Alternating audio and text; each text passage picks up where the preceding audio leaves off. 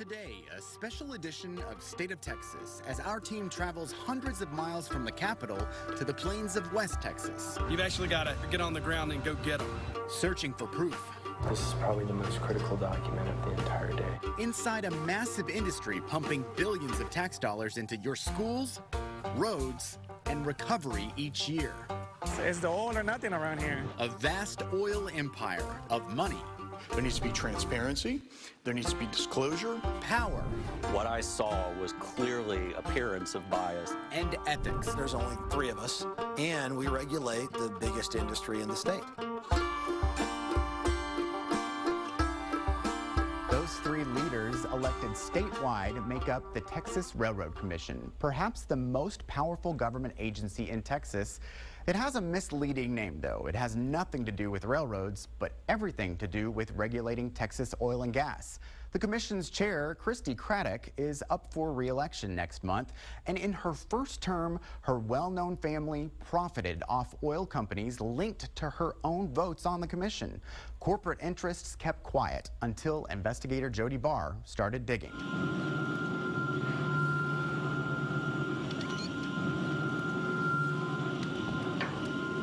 If you're really quiet and hold your breath, you can stand pretty much anywhere in West Texas and hear the heartbeat of the Texas economy.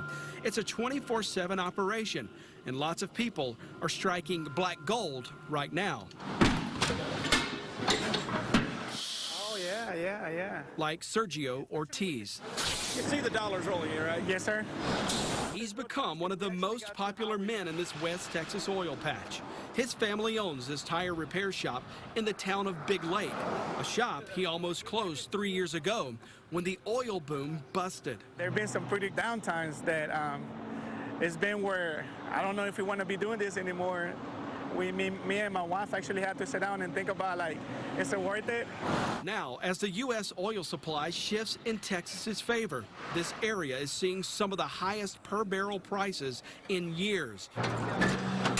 The Ortiz family can tell it too. They can barely stock enough tires to keep up with the tens of thousands of trucks rolling through each day. It's the oil or nothing around here. This meeting, the Railroad Commission of Texas, will come to order. Christi Craddick is the first Craddick to chair the Railroad Commission, but the family name spans decades in Texas government. Have all voted members. Her father, Tom Craddick, was the Texas House Speaker. Mr. Speaker, members, back to my explanation. Today, he's Midland's state representative. The Craddick oil businesses go back just as far, with oil interests spread across 22 Texas counties. Records we found show Christi Craddick holds potentially millions of dollars in oil interest. Not that surprising. It's what she's voted on as chair of this regulatory body that got our attention. Our investigative team traveled into the heart of Craddick country.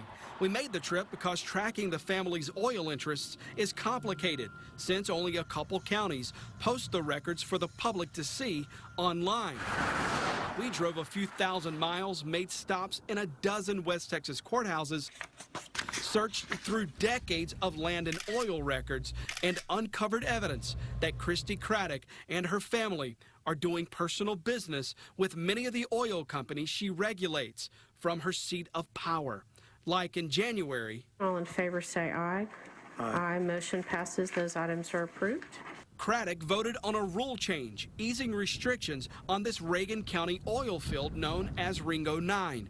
County records show Tom and Christi Craddick own mineral rights in this field through 2 separate companies, Craddick Partners Limited and Christi Craddick's personal company, Quarry LLC.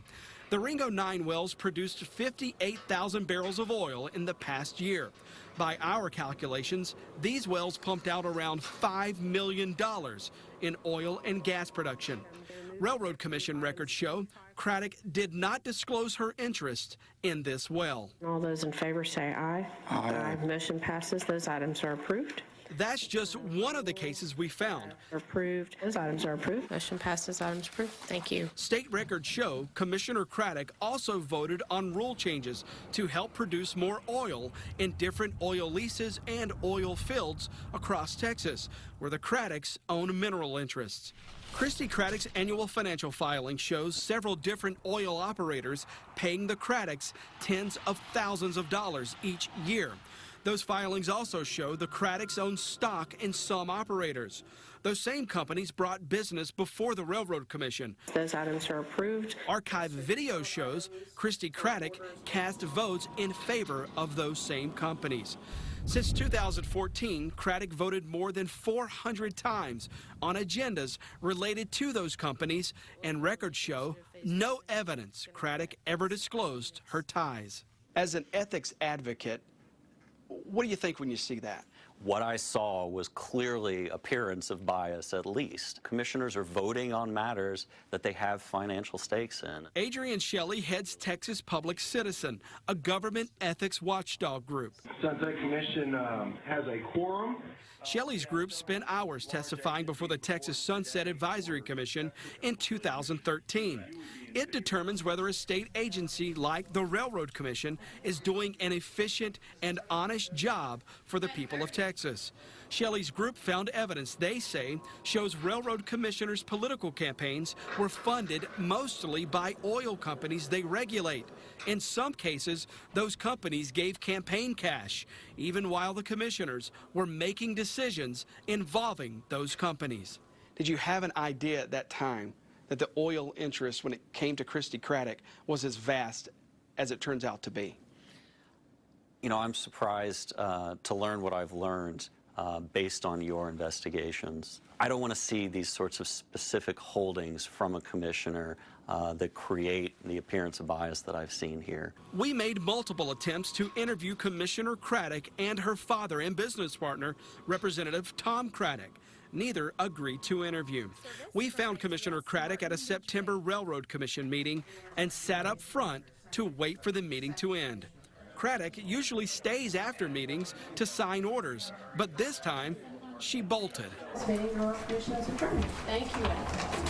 Craddick rushed out a back door before we could even ask her a question. Ms. Craddick. We also checked the financial holdings of Craddick's fellow commissioners, Wayne Christian and Ryan Sitton. Outside of campaign contributions, our investigation did not find they're in business with oil companies. Commissioner Wayne Christian says his only investments are in general mutual funds. I own no oil interest, no very few royalty, none, no royalty interest of any kind, no lease interest. So I wish I did have a bunch of oil and gas investments. If you could buy that, would you buy that today and serve on this commission? I'd probably have to question that very close with my attorney and the ethics attorney. I have an ethics attorney. I would pass it by them, make sure that I'm following the rules and regulations, but I have no interest in doing that. Commissioner Ryan Sitton doesn't even want the perception he has a conflict of interest. Is it hard to separate yourself from this industry if you were financially tied to pieces of that industry? I just don't want people out there asking those questions. When we ask him about a scenario like Craddick's, if I'm voting on an item and I own direct interest in that item, a well, a disposal process, anything, a pipeline, then yes, that would be a conflict of interest. Some of what I have seen today is evidence for exactly why we need ethics reform, and I think that lawmakers who see that evidence will think hard about what needs to be done at the Railroad Commission. We need folks who are willing to take a stand against that. The status quo is not enough here in Texas. Commissioner Craddick's staff sent a statement saying the sole purpose of each of Chairman Craddick's votes has been to ensure the enhancement and safe operations of the Texas energy industry, preventing waste and protecting correlative rights. Any suggestion to the contrary is entirely without merit, unconfirmed by her voting record, and unreflective of her integrity. Her father wrote us that he has 2 small working interests that he's owned for 40+ years. The rest of his interests are minerals and overriding royalty interests, which have no say or conflict with the operations or permitting of the oil and gas property. But after living in Midland since the 1950s and becoming the longest-serving lawmaker in state history, it's no surprise, Josh, that Tom Craddick is a big deal in West Texas oil. Yes, Jody, and we even know he was inducted into the Petroleum Hall of Fame just months after his daughter was elected to the Railroad Commission. We asked several times for an interview, but he refused to speak with us, even at this event in Austin. But what we've uncovered now has a different state lawmaker saying a lot. Do you believe there are things in these personal finances with these individuals that you all should have known when you were trying to put some fixes in place? Well, no question. A Texas House member plans to take another shot at reforming this powerful agency. Plus, we head north. We're very strict on that. There is no wiggle room in that, and people have been terminated for violation of that. For the past half-century, Oklahoma's found a way to avoid these problems. Could it happen with our commissioners, too? We continue this investigation into Texas oil empire coming up.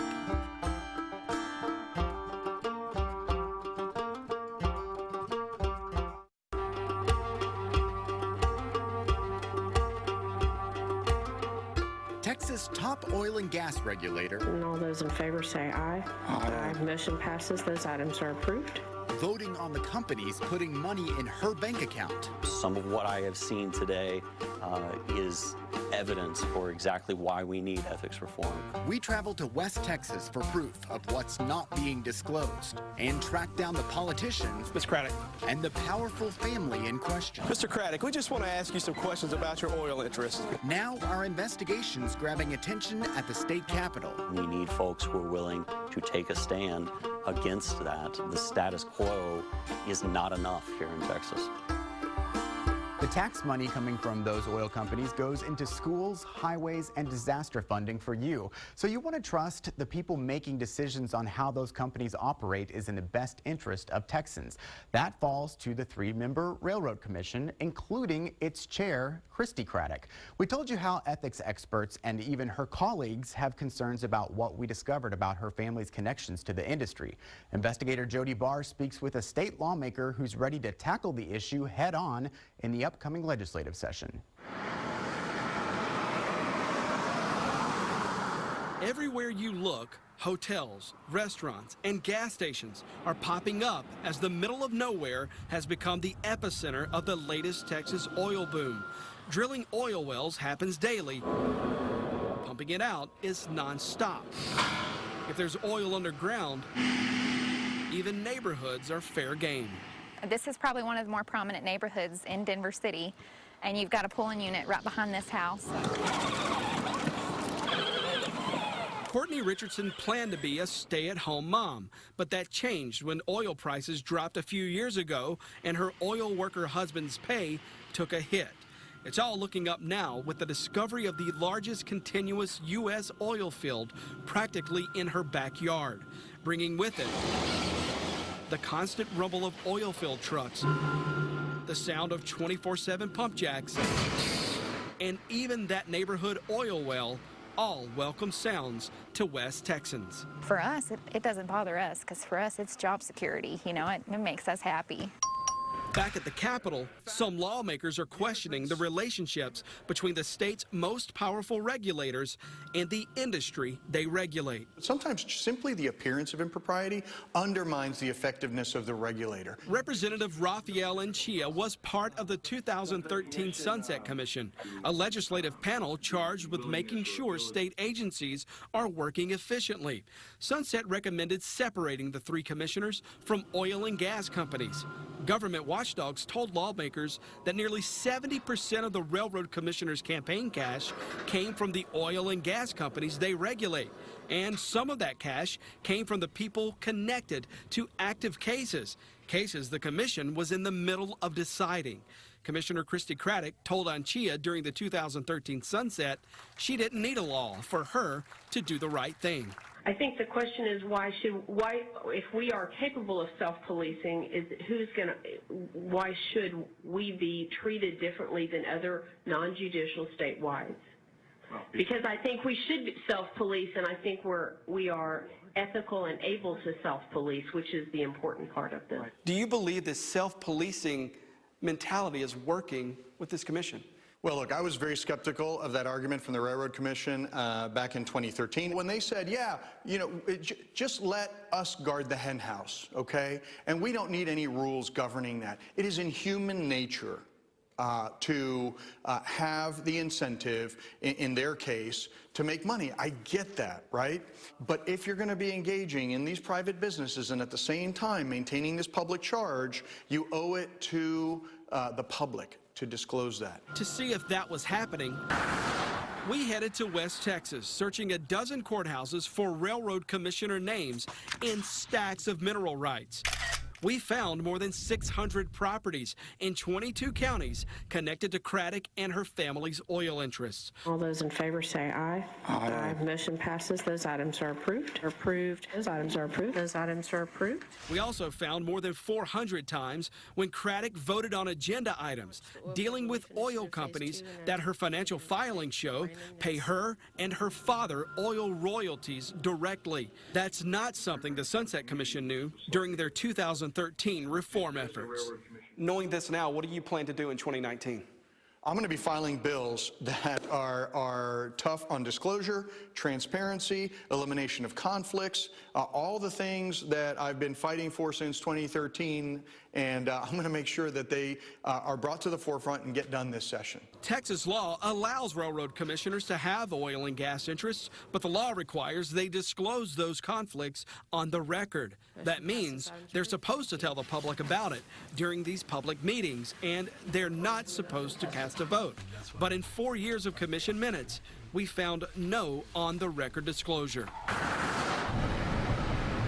That would be breaking the law up north across the Red River. How personally involved, financially involved can they be in the industry they regulate? Not at all. 50 years ago, Oklahoma lawmakers banned their commissioners from having any interest in or financing any company they regulate. Lawmakers there also banned commission staffers from taking anything from anyone they regulate, right down to a cup of coffee. What is the state of Oklahoma trying to prevent? Number one, you're trying to prevent any kind of question, and then telling the elected official you can't have any interest, period. I don't know how you would get any tougher than that. That's not a step the Texas legislature's shown any interest in taking. If it's good for Oklahoma, why is this not good for Texas? I think what Oklahoma has done is just basic good government and good governance. We should be able to adopt something like that here in Texas. The question is political will. We should be able to get this done in Texas, and I'm hopeful that the legislature has a political will to do it. Fellow Railroad Commissioner Ryan Sitton sat down with us for this investigation. He said the way he avoids conflicts of interest is he created a blind trust. That's where a trustee invests for him, and he does not know where that money is being invested. But Josh, he is the only one of the 3 railroad commissioners with something like that. Now, Jody, we know that state law says if anyone suspects Craddick has broken the law, they could file a lawsuit or a complaint, right? They could, and also the Attorney General could also file a suit. If there's a violation found, she could be removed from office. Now, Representative Anchia, the lawmaker from your story, he said that he will promise to file a new bill next year. We know that you will stay on top of any developments at the Capitol. We absolutely will. All right. Thank you, Jody. Up next, a behind-the-scenes look at this investigation on this special edition of State of Texas.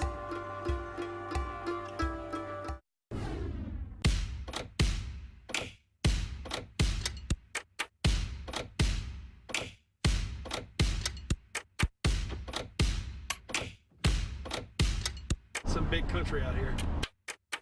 There are some politicians in Austin who have made decisions dealing with oil and gas. There was reason enough to believe that we would take 4 people 6 hours away from Austin and do a little deeper investigation. And then you'll be cutting up here on 33 to Garden City, halfway between Midland and Lubbock. Tonight? Smell it. Smell the money in the air. We're making headway. We'll hit the courthouses today. These are the counties where we know the Craddicks have oil interest in, and you've actually got to get on the ground and go get them. Here we come. Yeah. Bureaucratic red tape, and that red tape is access to documents in some of these courthouses. This is probably the most critical document of the entire day. What we're looking for are deeds to mineral rights to see exactly who they're in business with. It is a very convoluted process to piece together the paperwork, the public records. We're spending many days here to do that. You know what happens when I do all these records? What? I work up a mighty hunger. So you are the clerk? Yes, I am. I do not have the staff to go do public searches. You're the repository for the public record. Then honey, go over there and look all you want. And you can't give a date to get started. 5 minutes to look, and then I'm going to come have you escorted out because you're not listening to me. We're trying to connect politicians in Austin to courthouse records here in West Texas to West Texas oil fields. In the middle of a residential neighborhood, wouldn't you know, there's a pump jack right back there pumping a lot of oil. Well, I guess now we're heading to the Ringo well, and that's one we know Christi Craddick cast a vote on.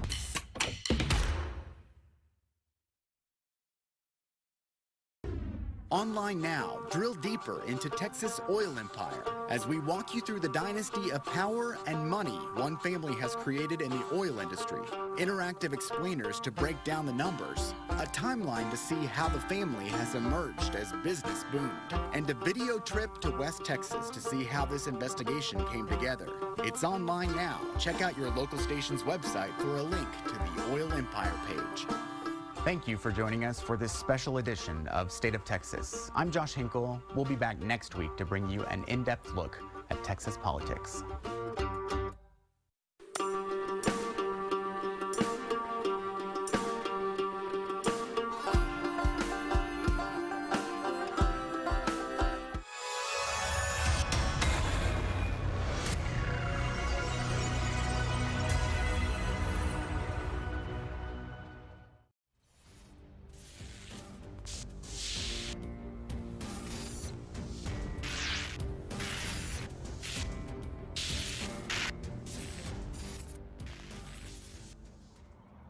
Hey guys, thanks for watching.